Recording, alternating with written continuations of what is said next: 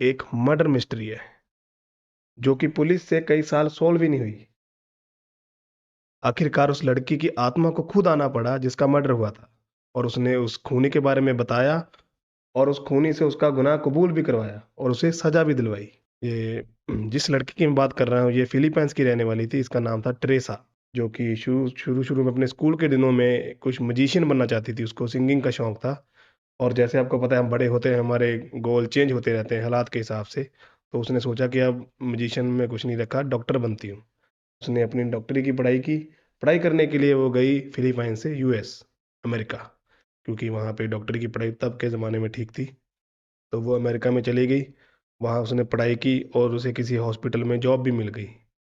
Job करते करते उसने अपना जो शौक था सिंगिंग का वो भी बरकरार रखा, और उसने बच्चों को अपनी सिंगिंग की टीचिंग शुरू कर दी उसने।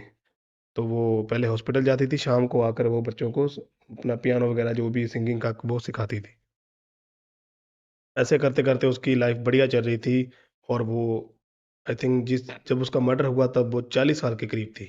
एक दिन ऐसा था कि संडे का दिन था, वो उस दिन उसकी हॉस्पिटल से भी लीव थी और संडे को बच्चे भी नहीं आते थे। तो वो अपने किसी दोस्त से बात कर रही थी फ़ोन पे कि अब एक 1 आध घंटा उसने बात की, तो उसने ये रख कह के फ़ोन रख दिया कि मेरा कोई दोस्त आ रहा है मुझसे मिलने, तो मैं बाद में बात करती हूँ। तो उसके दोस्त ने भी कहा ठीक है, तो उसने फ़ोन कट कर दिया। तो उसके कुछ देर बाद, यानी कि 1 आध घंटे बाद, उस टेरेसा के पड़ोसियों को उसके घर में से धुआँ निकलता दिखा। तो एज़ ए रिस्पॉन्सिबल पड़ोसी उन्होंने फायर फाइटर को बुलाया, और फायर फाइटर वालों ने वहाँ पे पूरा कंट्रोल किया, आग बुझाई, और जब घर के अंदर गए तो उन्होंने देखा कि टेरेसा के बिस्तर जो बेड था ना, उस पे आग लगी थी। जब उन्होंने जाकर पूरी तफ्तीश की तो पता चला कि टेरेसा की बॉडी उस बेड के अंदर रख के जला दी गई थी। बॉक्स बेड था, उसके अंदर रखा था, उसको आग लगा दी थी। और जब तफ्तीश करी तो पता चला कि उसके सीने में खंजर मारा गया था पूरा।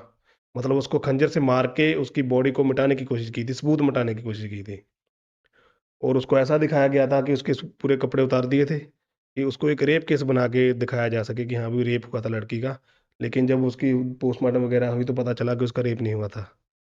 तो पुलिस को क्या पता करा कि क्या हुआ।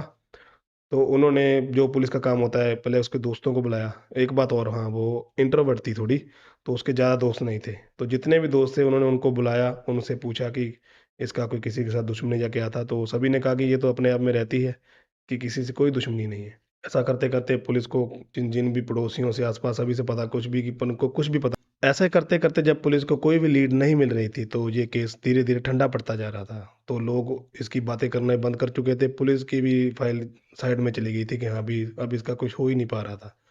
तो एक दिन ऐसा हुआ, आई थिंक 2 साल बाद एक डॉक्टर उनके पास आया। उस इंस्पेक्टर को फ़ोन गया जो इसकी इन्वेस्टिगेशन कर रहा था, कि मुझे ट्रेसा के खून के बारे में कुछ बातचीत करनी है, कि मुझे कुछ पता है। तो वो भी हैरान कि 2 साल बाद किसका फ़ोन आ गया, ये कौन है जिसको कुछ पता है? क्योंकि हम तो कुछ पता नहीं कर पाए। तो उस इंस्पेक्टर ने उससे मिला तो डॉक्टर ने बताया कि मेरी वाइफ़ है जो ना, उसको रात को सपने आते हैं कि टेसा नाम की लड़की है, उसका खून होता हुआ उसने देखा है। यानी कि वो आत्मा उसके दिमाग में उसको दिखा रही थी उसका खून कैसे हुआ था। हालाँकि वो ना वो डॉक्टर से जानता था, ना उसकी वाइफ़ उसे जानती थी, उसका नाम भी पता था, और सब कुछ वो उसको पूरा सिनेरियो दिख रहा था कि कैसे वो खंजर मारा और क्या था, कौन था।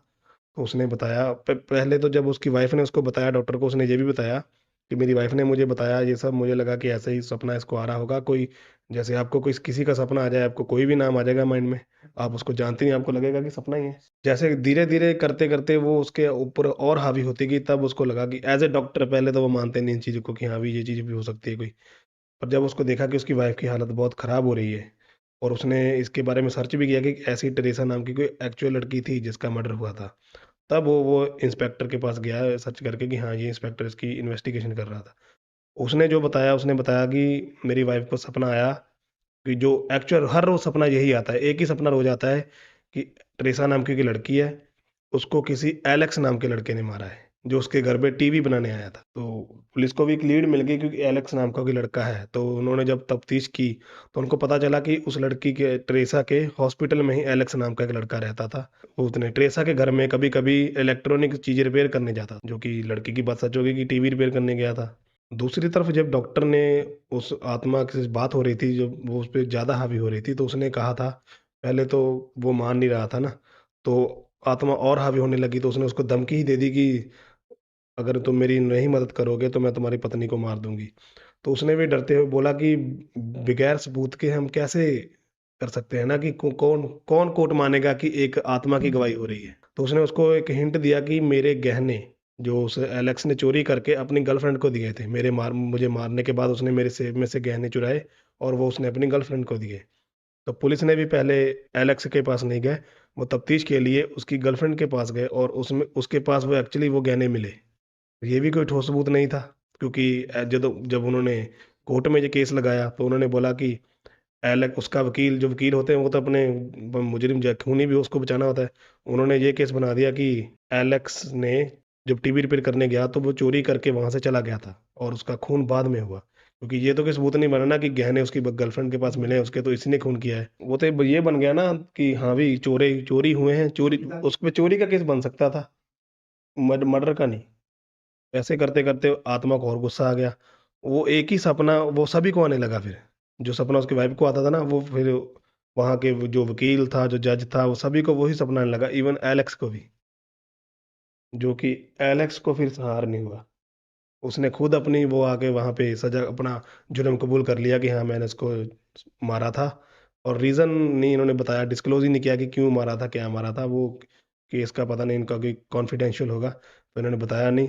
पर हाँ, उसने अपना जुर्म कबूल किया तो जज ने उसको 20 साल की सजा सुनाई। और ये केस बहुत उस टाइम में बहुत फेमस हुआ था। इसका केस का शायद नाम रखा था इन्होंने द वॉइस फ्रॉम ग्रेव, कि आत्मा आत्मा की गवाही होगी ना कि हाँ भी, इसका ये नाम रखा उन्होंने। बहुत प्रसिद्ध केस था उस टाइम का। आप लगा देना, न्यूज आर्टिकल होंगे तब के। ये थी मेरी कहानी।